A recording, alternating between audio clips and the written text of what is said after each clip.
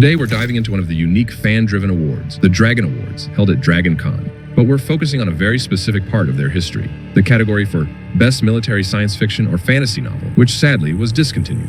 Let's look at the impact this category had, the notable winners and nominees, and why I believe it should return. Let's light it up.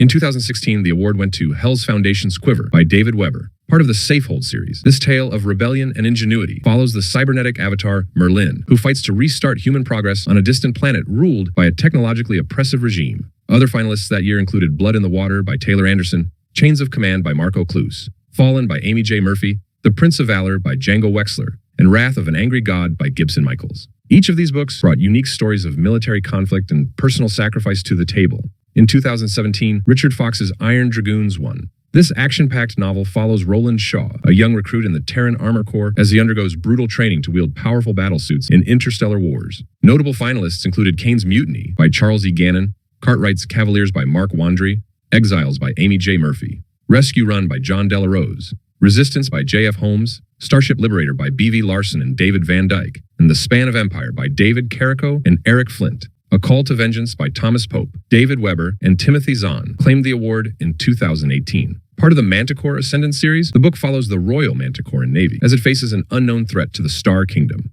Finalists this year included Communication Failure by Joe Zieja, Integration by Jonathan Brazee, Legend by Christopher Woods, Points of Impact by Marco Cluse, and Price of Freedom by Michael Anderle and Craig Martell. 2019 saw David Weber winning again with Uncompromising Honor, part of his famed Honor Harrington series. Here, Admiral Honor Harrington grapples with both personal loss and the immense power of the Solarian League. Competing titles included A Pale Dawn by Chris Kennedy and Mark Wandry, Marine by Joshua Dalzell, Order of the Centurion by Jason Anspach and Nick Cole, Sons of the Lion by Jason Cordova, and The Light Brigade by Cameron Hurley, each offering unique takes on the struggles of war. Savage Wars by Jason Anspach and Nick Cole took the 2020 award. This book explores an ancient conflict known as the Savage Wars, where Earth's elite Marines battle a formidable post-human enemy. Other finalists included Aftershocks by Marco Cluse, Defiance by Bear Ross, Edge of Valor by Josh Hayes, Howling Dark by Christopher Rocchio, and System Failure by Joe Zieja. In 2021, Gunrunner by John Brown and Larry Correa won the award. The novel follows Jackson Rook, a former hero-turned-smuggler, as he confronts his warrior past in a battle against a ruthless warlord. This year's finalists included Demon in White by Christopher Rocchio,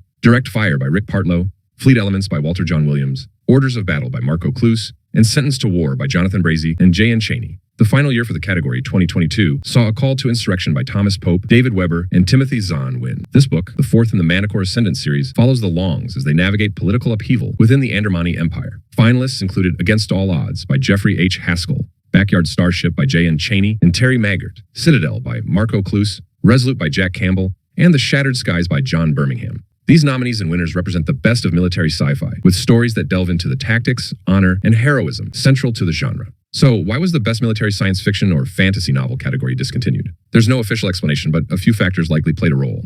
First, we know that awards categories evolve over time to reflect changes in the industry, shifting interests, or even organizational priorities. Perhaps the genre itself had begun to feel too niche, or the demand wasn't as strong. As the cultural landscape shifted, it's possible that the category became more difficult to reconcile with the broader narrative or values that the Dragon Awards sought to represent. While the reasons remain unclear, the end of this category left many fans and authors wondering what might have been. Military science fiction and fantasy stories are beloved because they explore the intense dynamics of leadership, ethics in warfare, and the human cost of conflict, often in ways that resonate with readers today. They challenge us to think about what it means to protect and serve, whether in an intergalactic fleet or a fantastical army. Bringing back the category would give military sci-fi and fantasy a renewed platform, honoring works that deserve their own space within the Dragon Awards. It also ensures that these nuanced and action-driven stories aren't overlooked in the broader science fiction and fantasy categories. The genre thrives on fresh voices and perspectives. Winning or even being nominated for the Dragon Award brought recognition and credibility, which could make all the difference in an indie writer's career. This category helped shine a spotlight on new voices, making it not just a celebration of established authors, but a beacon for indie talent as well, those who don't always have the backing or resources of a major publishing house. Here's to hoping the best military science fiction or fantasy novel category